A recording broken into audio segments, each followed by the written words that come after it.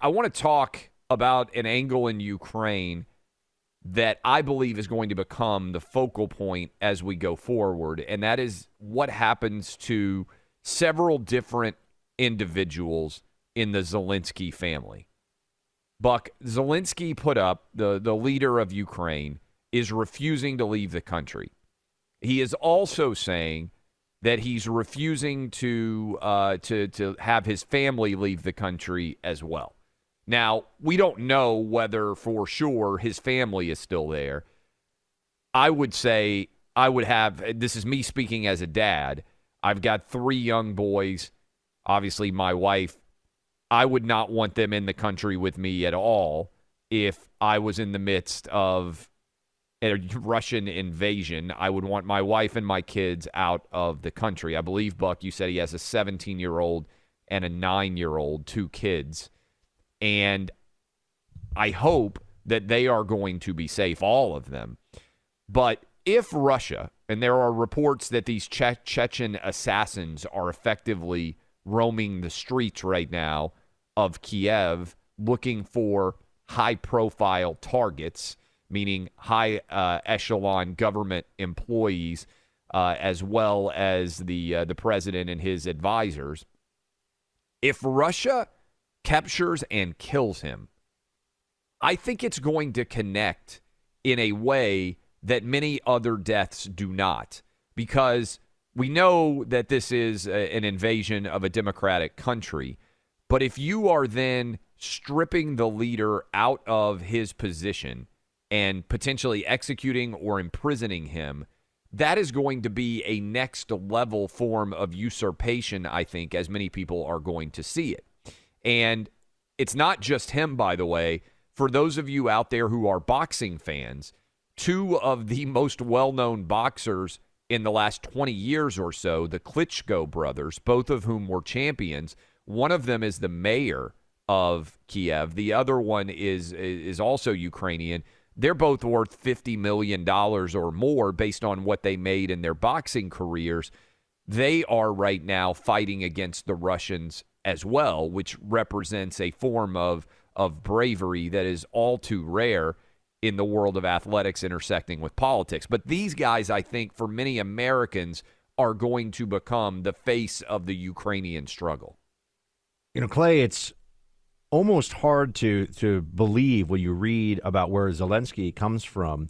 People refer to him, he's a comedian and an actor, but his most well-known role, this is true, everybody, Zelensky's most well-known anything in his professional career before becoming president was he played an everyday guy who ran for president of Ukraine on an anti-corruption platform. He then decided to run for president of Ukraine on an anti-corruption, this is real, on an anti-corruption platform, and became the president of Ukraine. So, I mean, imagine if, remember the movie Dave with, I think it was Kevin Kline, where he plays the sort of stunt double almost of... Or Martin Sheen from West Wing, which is the favorite. Martin Sheen from West Wing. Yeah. Imagine that, I think Martin Sheen does think that he's the president, or that he was at least for a while. But imagine that they ran. So, I mean, you have, and as you mentioned, you have now one of the most well-known and successful boxers of his generation, straight up with an M60 basically, or he's taking automatic weapons. Someone's going to yell at me. It's not an M60, but he's taking up arms himself as the mayor. I mean, this is what's actually happening in this city. I mean, I don't think anybody would ever expect that the former mayor of New York, Bill de Blasio, was ever going to have bandoliers of ammunition on him and was actually going to take up arms in defense of his city no matter what happened. I mean, these are guys. There's a heroism narrative here that you're seeing among the Ukrainian leadership. That, I mean, the fact that you have people who are members of parliament who are donning body armor and saying, men and women, yes, and we will fight to the death to defend our parliament. There are lessons that I think a lot of people around the world are going to take from this, and there are stories here. You may have seen, Clay, there was an outpost of effectively border guards on an island, Ukrainian border guards, about 13 of them, and a Russian warship, which had them completely outgunned and on an island. So, I mean, there's nowhere to go. Russian warship said, surrender. And there's actual audio of this, which it's in Ukrainian, so it wouldn't make much sense to play it here. But in the translation, they essentially say, okay, guys, what should we tell them? And they say, go bleep yourselves, is what they say to this Russian warship, knowing that they're about to get annihilated. But they wanted to make a point. They were going down fighting. If that mentality is more widespread in Ukraine, we could see a very protracted struggle. The casualty figures for the Russians right now are being reported at over 1,000 for the first day. I have no way of, I'm not in the intel community anymore, haven't been in years. I have no way of validating one way or the other whether those numbers are real. But there is a possibility here, Clay. I mean, I know it's war, it's horrible, it's the ugliest thing that occurs from man's inhumanity to man. I mean, this is the ugliest thing that's going to occur anywhere in so many ways. But there is this possibility that perhaps this breaks Putin over the long term. I don't think in the short term that will happen. But depending on how this goes, remember, the Soviet Union was undone by its invasion of Afghanistan. It was a long time coming, but that was, for many, the trigger point, if you will. That was what actually brought them down.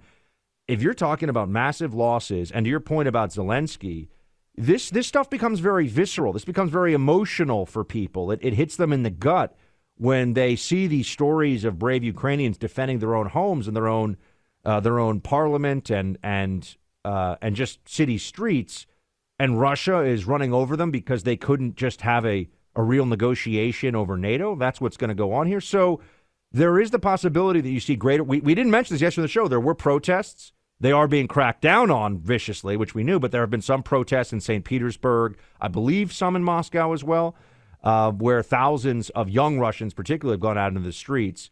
So there's going to be a lot of pressure brought to bear here behind the scenes as well. Remember, Putin, it's got a scary military and a lot of nukes, but it's a $1.4 trillion economy, and there is an opposition to him within the country. So there are some reasons to hope that maybe this brings down Putin's grip on power in the country if it turns out to be a debacle, which we're all hoping that it will. Also want to mention, you were talking about the Russian protesters and obviously the bravery that it requires inside of Russia to be willing to stand up to the power and might of Vladimir Putin. A Russian tennis player named Andrei Rublev wrote right after he advanced to the final in the tennis match in Dubai. He wrote "No war, please" with a Sharpie marker on the camera lens of the television camera. So, that is a different level of bravery, too. We talk much about all the athletes and entertainers and everybody else who speak out.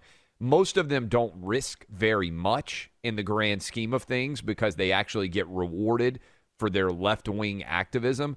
Well, Andrei Rublev speaking out and writing "No war, please" in the middle of Russia invading Ukraine is a pretty brave gesture by him to have been willing to do, again, right after he won a tennis match in Dubai to advance to the final there. Yeah, I mean, taking a knee at a football game in America just gets you more credibility on the left and million-dollar deals from Nike, etc.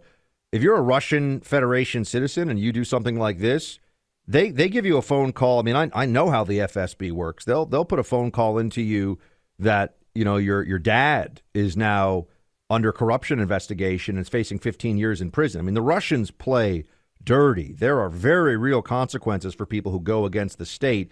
So you're right, Clay. That act, those public demonstrations of solidarity with the Ukrainians and with humanity, that comes with a price in Russia, which, in this country, we're so used to people on the left taking a popular position in the pop culture, if you will, and then acting like they're selfless heroes that are putting it all on the line. That's not the case here. Over in Russia, you speak out against Putin right now, you're putting a lot on the line. And when you get rewarded for something, to me, in many ways, it's the opposite of bravery. If you make more money because of something that you say, you can call it a lot of things, capitalistic in nature. But it's not brave, and it's not courageous very often. To me, bravery and courage requires that there be a risk, potentially, of life or liberty.